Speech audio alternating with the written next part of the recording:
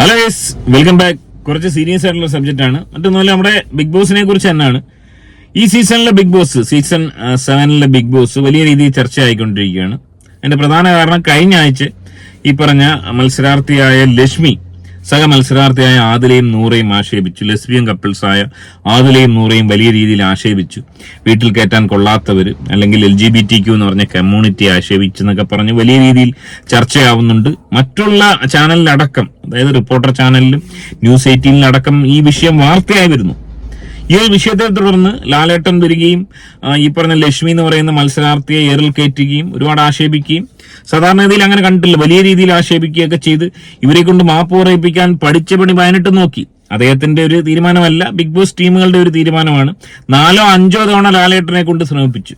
എന്നിട്ടും ഈ ഒരു സ്ത്രീ മാപ്പ് പറഞ്ഞില്ല. ഇവർ പറഞ്ഞ 2 കാര്യങ്ങൾ തെറ്റാണ്. വീട്ടിൽ കയറ്റാൻ കൊള്ളാത്തവരെന്നൊക്കെ ഉള്ളത് മനുഷ്യത്വ രേഖം തന്നെയാണ്, തന്തയില്ലായ്മ തന്നെയാണ്.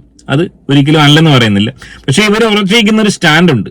അതായത് LGBTQ എന്ന് പറയുന്ന ഈ ഒരു സംഗതി താൻ നോർമലൈസ് ചെയ്യുന്നില്ല. ഇത് ഒരു സമൂഹത്തിന് ഭീഷണിയാണെന്നാണ് താൻ കാണുന്നതെന്നാണ് ഈ ലക്ഷ്മി പറയുന്നത്. എന്നാൽ ലക്ഷ്മിയുടെ ഈ സ്റ്റാൻഡ് ഉൾക്കൊള്ളാൻ കഴിയാഞ്ഞിട്ടാണോ ബിഗ് ബോസിന്റെ ടീമുകൾ അങ്ങോട്ട് ഇങ്ങോട്ട് ശ്രമിച്ചുകൊണ്ടിരിക്കുന്നത്? ഈ പറഞ്ഞ കഴിഞ്ഞ ദിവസം ഒരു ടാസ്ക് തുടങ്ങി. അതായത് ഈ വിഷയം കഴിഞ്ഞ് പിറ്റേതാഴ്ച തന്നെ ടാസ്ക് തുടങ്ങുവാണ്, ഹോട്ടൽ ടാസ്ക്.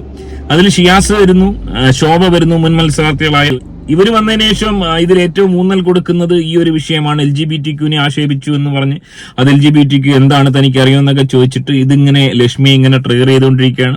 ആ ഒരു സംഭവം അവിടെ വെച്ച് കഴിഞ്ഞു, ആ ഒരു എപ്പിസോഡ് കഴിഞ്ഞു, എല്ലാം കഴിഞ്ഞു. പിന്നെ ഇതിനെക്കുറിച്ച് ചർച്ചയില്ല. എന്നാൽ ഈ വരുന്നവരിങ്ങനെ ട്രിഗർ ചെയ്തുകൊണ്ടിരിക്കുകയാണ്. ഇതൊന്നും പോരാതെ ഈ LGBTQയുടെ പ്രഥമ വക്താവ്, നമ്മുടെ ഇന്ത്യയിൽ തന്നെ, കേരളത്തിൽ തന്നെ പ്രമുഖനായ LGBTQ വേണ്ടി സംസാരിക്കുന്ന, അല്ലെങ്കിൽ അതിന്റെ പ്രസിഡന്റ് എന്ന് വേണമെങ്കിൽ പറയാം, നമ്മുടെ റിയാസ് സലീം നല്ല ബിഗ് ബോസ് പ്ലെയർ ആണ്, ഇല്ലെന്നൊന്നും ഞാൻ പറയുന്നില്ല. ഏറ്റവും ബെസ്റ്റ് ബിഗ് ബോസ് പ്ലെയർ തന്നെയാണ്, സംശയമില്ല. അത് നമ്മൾ എഗ്രി ചെയ്യേണ്ട കാര്യം തന്നെയാണ്. അപ്പൊ ഈ ഒരു അവസരത്തിൽ കൊണ്ടുവരാൻ പറ്റുന്ന ഏറ്റവും മികച്ച ഒരാളെന്ന് പറയുന്നത് നമ്മുടെ റിയാസ് സലീമാണ്. അദ്ദേഹത്തെ കൊണ്ടുവരുന്നു, അദ്ദേഹം കയറിയ അന്നേരം തൊട്ട് തന്നെ ഈ ലക്ഷ്മിയെ ട്രിഗർ ചെയ്യുകയാണ്. കാരണം ഇതാണ്, LGBTQ അധിക്ഷേപിച്ച്. ഞാൻ ചോദിക്കുന്നൊരു ചോദ്യം എന്ന് പറഞ്ഞാൽ, ഇത് എന്താണ്? LGBTQന് വേണ്ടി മാത്രമുള്ള ഒരു ഷോ ആണോ? അല്ലെങ്കിൽ ഈ ഷോയിൽ LGBTQനെ ആരെങ്കിലും എന്തെങ്കിലും എതിർത്ത് പറയുവാണെങ്കിൽ അവരെ വളഞ്ഞിട്ട് ആക്രമിക്കാൻ വേണ്ടി പുറത്തുനിന്ന് ആളെ ഇറക്കേണ്ട ഒരു അവസ്ഥയാണോ? അതായത് എവിടെയോ കിടന്ന റിയാസ് സലീമിനെ ഉടൻ തന്നെ പിറ്റേ ആഴ്ച കൊണ്ടുവന്നിരിക്കുകയാണ്. LGBTQനെതിരെ പറഞ്ഞു കഴിഞ്ഞാൽ ഇവർ ലൈവിൽ കയറിയിട്ട് ഇവളെ ഇത് മാത്രം പറഞ്ഞ്, ഈ ലക്ഷ്മി എന്ന് പറയുന്ന ഈ പെണ്ണിനെ ഇത് മാത്രം പറഞ്ഞ് പുറകെ നടന്ന് ഇവനെ ഉപദ്രവിക്കുവാണ്. എടോ, എന്തൊരു ഉളുപ്പില്ലാത്ത പരിപാടിയാണ് ഈ ഒരു വിഷയം പറഞ്ഞെന്നും പറഞ്ഞ് എന്തിനാണ് ഇവളെ ഇങ്ങനെ ഇത് പറഞ്ഞ് ഇങ്ങനെ ട്രിഗർ ചെയ്യുന്നേ?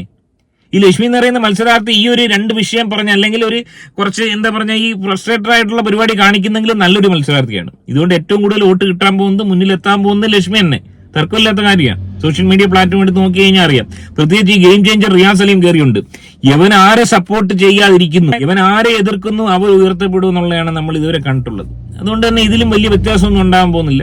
പക്ഷെ എനിക്ക് ഏറ്റവും ദൗർഭാഗ്യകരമായി തോന്നുന്ന ഒരു കാര്യം, ഈ ബിഗ് ബോസ് എന്ന് പറയുന്ന ഈ ഒരു ഷോയിൽ LGBTQനെ വിമർശിച്ചു കഴിഞ്ഞാൽ, വേറെ എന്തെല്ലാം മതങ്ങളെയോ അല്ലെങ്കിൽ പ്രസ്ഥാനങ്ങളെയോ എന്തെല്ലാം സംഭവങ്ങളെ ഇതിൽ വിമർശിച്ചാലും ഒരു വിഷയമില്ല, ഒരു പിഴവുമില്ല, ആരും ഒന്നും പരാതി ഒന്നും പറയാൻ പോകുന്നില്ല.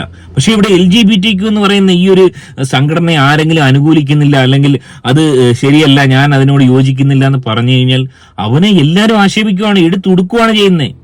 എന്താ ഇതിന്റെ ഒരു രീതി? ഇവിടെ നമ്മുടെ നാട്ടിലെ ഒരു സ്ത്രീക്ക്, അല്ലെങ്കിൽ ഒരു അമ്മയ്ക്ക്, അല്ലെങ്കിൽ ഒരു പിതാവിന്, ഒരു പുരുഷന് ഇത് പറയാനുള്ള സ്വാതന്ത്ര്യമില്ലേ? അത് എല്ലാവരും ഈ പറഞ്ഞ കുണ്ടന്മാരാവണമെന്നാണ് ഉദ്ദേശിക്കുന്നത്? ഈ പറയുന്ന LGBTQ എന്ന് പറയുന്ന ആൾക്കാരെ, എനിക്ക് സുഹൃത്തുക്കളുണ്ട്, നമ്മളവരെ വീട്ടിൽ കയറ്റി അവരോട് സഹകരിക്കുക എല്ലാം ചെയ്യും, ഒരു വിഷയമില്ല. അത് പറയുന്നത് തെറ്റാണ്.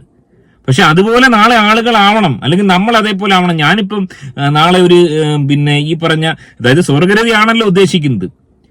എനിക്ക് സ്വർഗരതിയോട് താല്പര്യം തോന്നി വേറൊരു ചെറുപ്പക്കാരനോട് പോയി സ്വർഗരതി ചെയ്യുന്നത് എന്റെ ഭാര്യ കണ്ടു കഴിഞ്ഞാലുള്ള സ്ഥിതി എന്താ? അല്ലെങ്കിൽ ഇതിന് സപ്പോർട്ട് കൊടുക്കുന്ന ഈ പറഞ്ഞ നമ്മുടെ സോഷ്യൽ മീഡിയയിൽ ഇൻഫ്ലുവൻസർമാരായിട്ടുള്ള ആൾക്കാരോടാണ് ചോദിക്കുന്നത്. നിങ്ങൾ നാളെ ഈ പറഞ്ഞ സ്വർഗരതി ചെയ്യാൻ പോവുകയാണെങ്കിൽ നിങ്ങളുടെ ഭാര്യ കണ്ടു കഴിഞ്ഞ അവസ്ഥ എന്താണ്? അല്ലെങ്കിൽ നിങ്ങളുടെ ഭാര്യ എങ്ങനെ പോയി ലെസ്ബിയൻ ആവാൻ പോയ നിങ്ങളുടെ അവസ്ഥ എന്താ? വീട്ടിലുള്ള മക്കൾ ഇങ്ങനെ പോയി കഴിഞ്ഞാൽ നിങ്ങൾക്ക് ഇതൊക്കെ സന്തോഷമാണോ? അതാണ് ഞാൻ ചോദിക്കുന്നത്. പിന്നെ ഈ സോഷ്യൽ മീഡിയയിൽ ഇതിന്റെ വക്താക്കളായിട്ട് ഇൻഫ്ലുവൻസർമാരായിട്ടിരിക്കുന്ന ഒരു 4-5 എണ്ണം ഉണ്ട്. അവന്മാരുടെ ഉദ്ദേശം ഞാൻ നേരത്തെ പറഞ്ഞതാണ്. അവന്മാരുടെ ഉദ്ദേശം മറ്റൊന്നുമല്ല, അവന്മാർ ഈ പറഞ്ഞ കണക്ക് ഈ സെമി ക്ലാസിക്കൽ കുണ്ടന്മാരാണ്.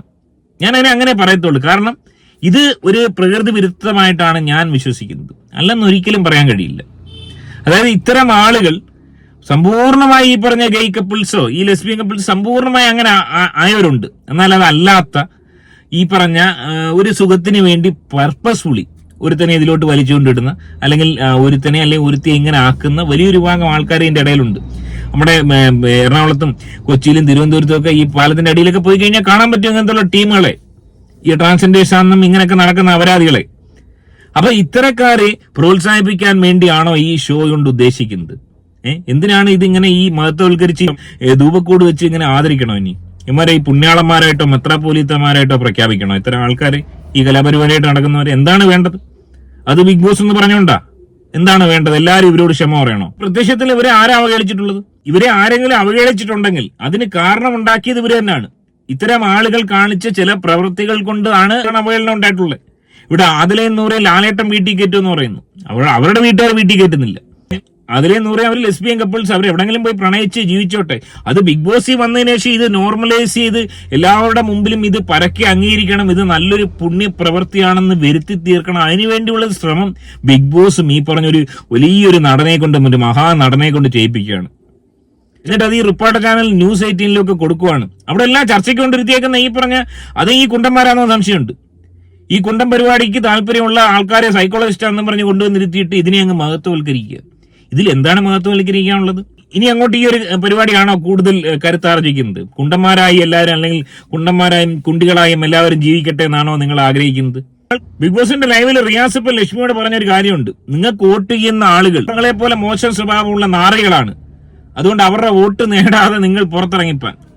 ലക്ഷ്മിയെ പുറത്താക്കിയിരിക്കുക റിയാസ് സലീം. അതായത് ബിഗ് ബോസിൽ ഒരു കണ്ടസ്റ്റന്റിനെ ഇഷ്ടപ്പെട്ട് വോട്ട് കൊടുക്കണമെങ്കിൽ അവൻ കുണ്ടനാവണം എന്നാണോ ഉദ്ദേശിക്കുന്നത്? ഇവരെ ആരും അംഗീകരിക്കാതിരിക്കുന്നില്ല. അവരങ്ങനെ ജീവിച്ചോട്ടെ, കുഴപ്പമില്ല. അവര് ഒരു കുറ്റവും നമ്മൾ പറയുന്നില്ല. നാളെ ആരും അങ്ങനെ ആയേക്കാം. അത്തരം ആൾക്കാർക്ക് തിരിച്ചു വരാനും പ്രയാസമാണ്. എന്നാൽ ഏതൊരു വിഷയത്തിനും എതിർപ്പ് പറയുന്ന പോലെ ഇവരെ എതിർക്കാൻ പാടില്ല. ഇവരെ നമ്മൾ സമ്പൂർണ്ണമായി അംഗീകരിക്കണം. ഇവരെ കൈയോടുകൂടി തൊഴുതുകൊണ്ട് നിൽക്കണം. ഇവരെ ആദരിക്കണം. ഇവരെ വലിയ മഹത്വ വ്യക്തികളായിട്ട് കാണണം. വലിയ രീതിയിലുള്ള ബഹുമാനം ഇവർക്ക് കൊടുക്കണം. ബഹുമാനം കൊടുക്കാൻ മാത്രം എന്താ അവർ ചെയ്യുന്നത്? അങ്ങനെയൊക്കെയുള്ള വാശി പിടിക്കുന്നത് ശരിയാണോ? ലക്ഷ്മിയെ അവഗണിക്കുവാണ് ഇട്ടങ്ങ്. അതായത് അവിടെ നിന്ന് ഇവൻ മാറുന്നില്ല. റിയാസി ലക്ഷ്മിയെ തന്നെ ഇങ്ങനെ പ്രൊവോക്ക് ചെയ്തുകൊണ്ടിരിക്കുകയാണ് ഇത് പറഞ്ഞിട്ട്. എന്തുകൊണ്ട് നീ നോർമലൈസ് ചെയ്യുന്നില്ല? എന്തുകൊണ്ട് നീ നോർമലൈസ് ചെയ്യുന്നില്ല? എടോ, ആ സ്ത്രീക്ക് ഇഷ്ടമല്ല. കേരളത്തിലുള്ള ഏതൊരു അമ്മയ്ക്കും, ഏതൊരു സാധാരണക്കാരി അമ്മയ്ക്കും തന്റെ മക്കൾ ഇങ്ങനെ പോകാൻ ഒരാളും ആഗ്രഹിക്കുന്നുണ്ടാവില്ല. ഒരാളും ആഗ്രഹിക്കുന്നുണ്ടാവില്ല. ആരെങ്കിലും ഉണ്ടെങ്കിൽ ഒന്ന് കമന്റ് ചെയ്യും. ഈ പറയുന്ന ഏതെങ്കിലും ഒരു അമ്മമാര് ഈ രീതിയിൽ മക്കൾ പോകണമെന്ന്, സ്വവർഗ പ്രണയത്തിലൂടെ കല്യാണം കഴിക്കണമെന്ന് ആരെങ്കിലും ആഗ്രഹിക്കുന്നുണ്ടോ? ആരെങ്കിലും അങ്ങനെ ആഗ്രഹിക്കുമോ? പിന്നെ എന്തിനാണ് ഇത് നോർമലൈസ് ചെയ്യേണ്ടത്? ഈ പറയുന്ന റിയാസ് സലീം നാളെ അവന്റെ വീട്ടിൽ വന്ന് അവന് കല്യാണം കഴിച്ച് ജീവിക്കണം, അവന്റെ മൈൻഡ് മാറിയെന്ന് പറഞ്ഞു കഴിഞ്ഞാൽ അന്നേരം അവര് കല്യാണം നടത്തും.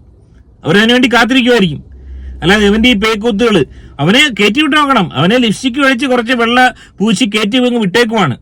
ഈ പറഞ്ഞ LGBTQന്റെ വക്താവായിട്ട് അവിടെ കയറിയിട്ട് അതിനെതിരെ നിന്നവരെ അങ്ങ് തറ പറ്റിച്ചേരെ. അതാണ് പരിപാടി.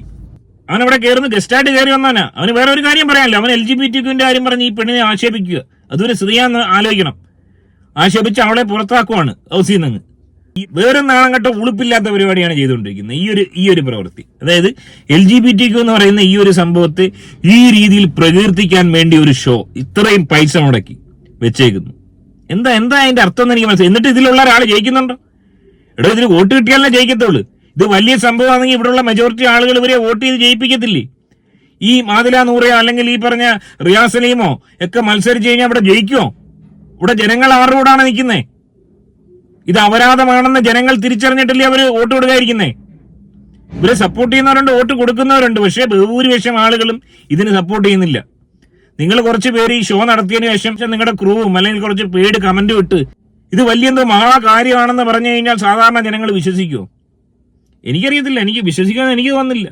നാളെ ആയാലും ഇത്തരം ആൾക്കാർക്ക് ഇവിടെ വലിയ രീതിയിലുള്ള അക്സെപ്റ്റൻസ് കിട്ടുമെന്ന് എനിക്ക് തോന്നുന്നില്ല. ഇവിടെ എന്നല്ല, ഇവിടെ ലോകത്തിന്റെ എവിടെയും കിട്ടത്തില്ല. ഇവരെ ഇല്ലാതാക്കാനൊന്നും പറയുന്നില്ല. പക്ഷെ അക്സെപ്റ്റൻസ് കിട്ടണം, അംഗീകരിക്കണം, പുണ്യപ്രവൃത്തിയായി കാണണമെന്നൊക്കെ പറഞ്ഞു കഴിഞ്ഞാൽ ഒരു കാലത്ത് നടക്കുമെന്ന് തോന്നുന്നില്ല. ഏറെ ദൗർഭാഗ്യകരം തന്നെയാണ്. ഈ ഒരു ലൈവ് കണ്ടപ്പോൾ എനിക്ക് വളരെ മോശമായിട്ടാണ് തോന്നിയത്. എനിവേ, ഈ വിഷയത്തിൽ നിങ്ങളുടെ അഭിപ്രായം കമന്റായി രേഖപ്പെടുത്തുക. മറ്റൊരു വീഡിയോ ആയിട്ട് കാണാം. ബൈ.